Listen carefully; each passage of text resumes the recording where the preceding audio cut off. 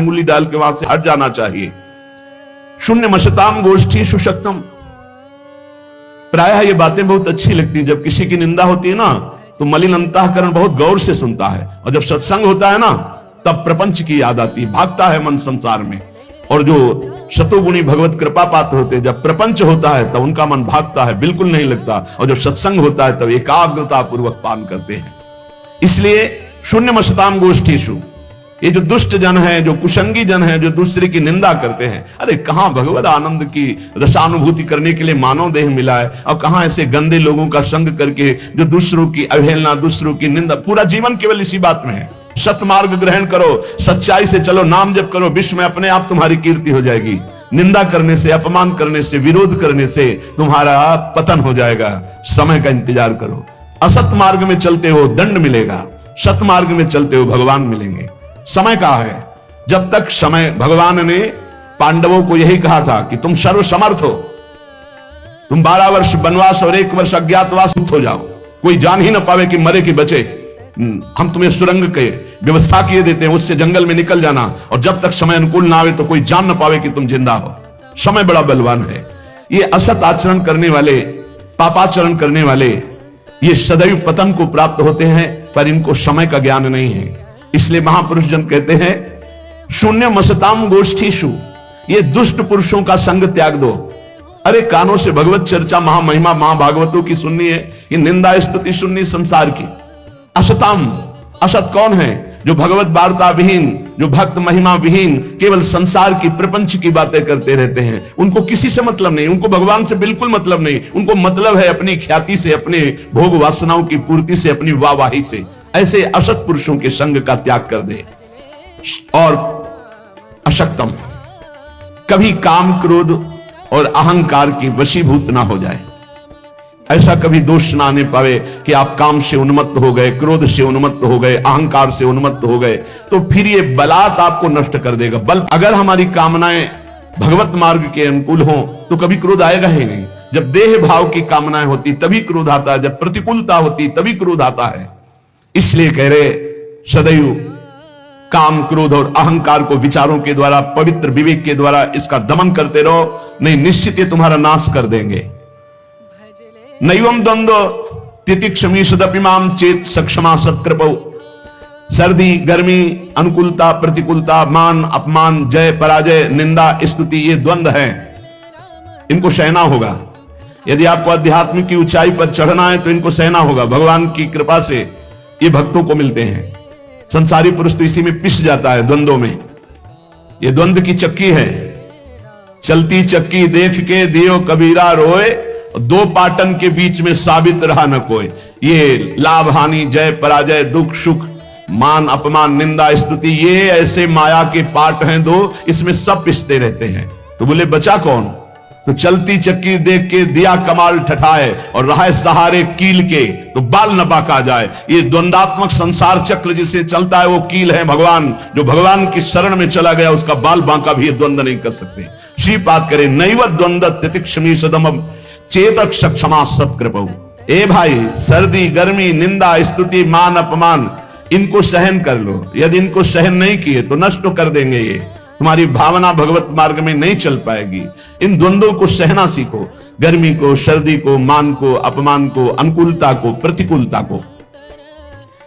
सत्कृपौ दार्यात्वम जननी वरक्षस्तदानंदा में वृंदाटवी। मुझे विश्वास है कि वृंदावन मां की तरह रक्षा करता है, इसलिए ना मैं काम क्रोध पर विजय महाराज। श्री तुकाराम जी महाराज की बड़ी उच्च कोटि की स्थिति प्रभु श्री हरि में थी, अमोघ संत। श्री तुकाराम जी जिस समय भजन मार्ग में आगे बढ़े, अभ्यास चल रहा है भजन का,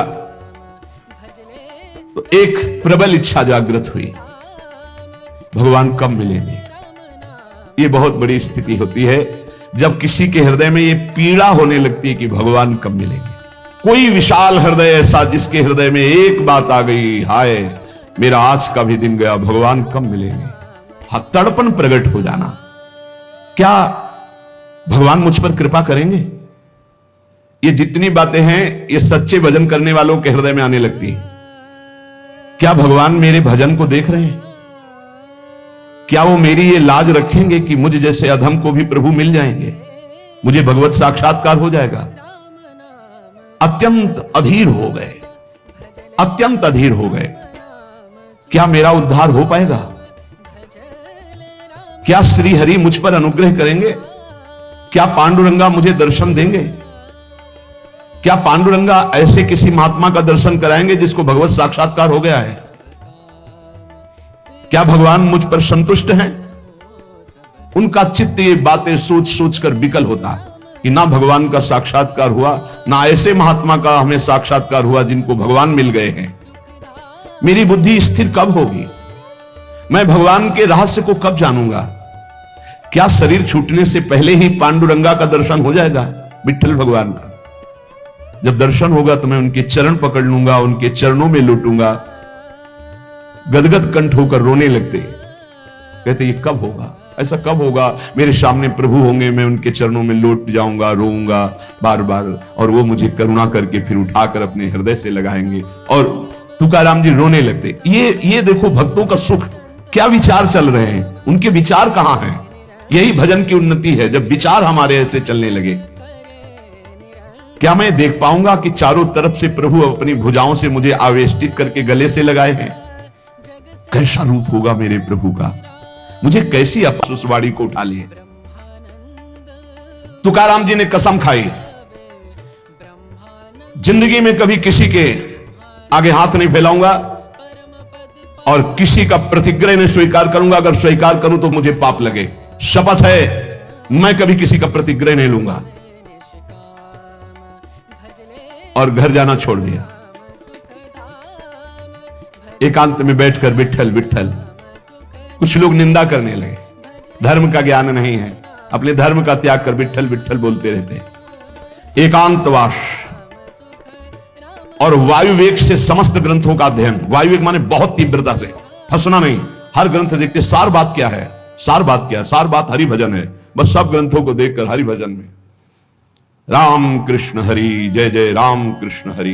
कभी इसी का जप करते, कभी इसी का कीर्तन करते, कभी सुमिरन करते। हा पांडुरंगा, हा विश्वात्मा, ऐसे पुकार पड़ते तुकाराम जी।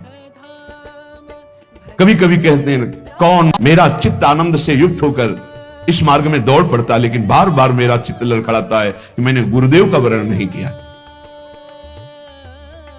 जब तक गुरुदेव नहीं मिलते तब तक शांति कैसे मिल सकती है?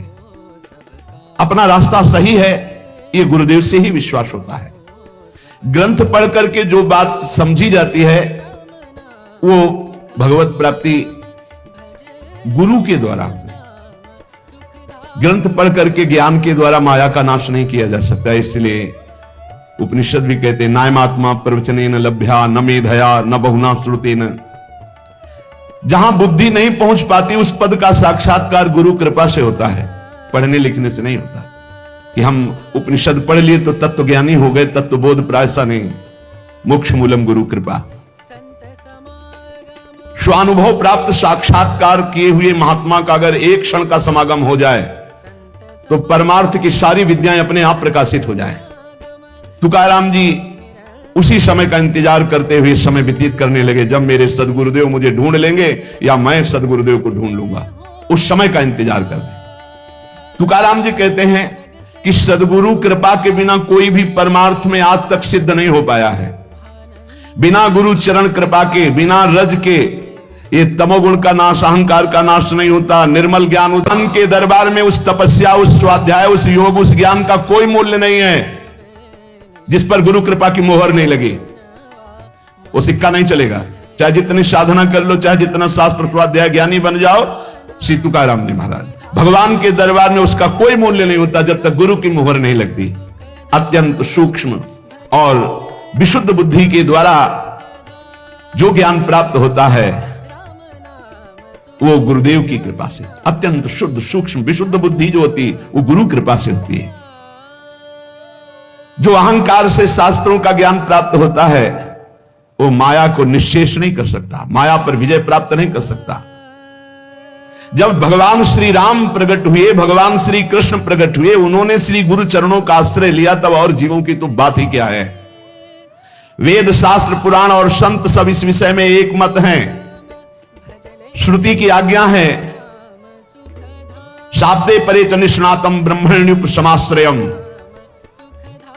जो वेद शास्त्र पुराणों की व्याख्या में निपुण है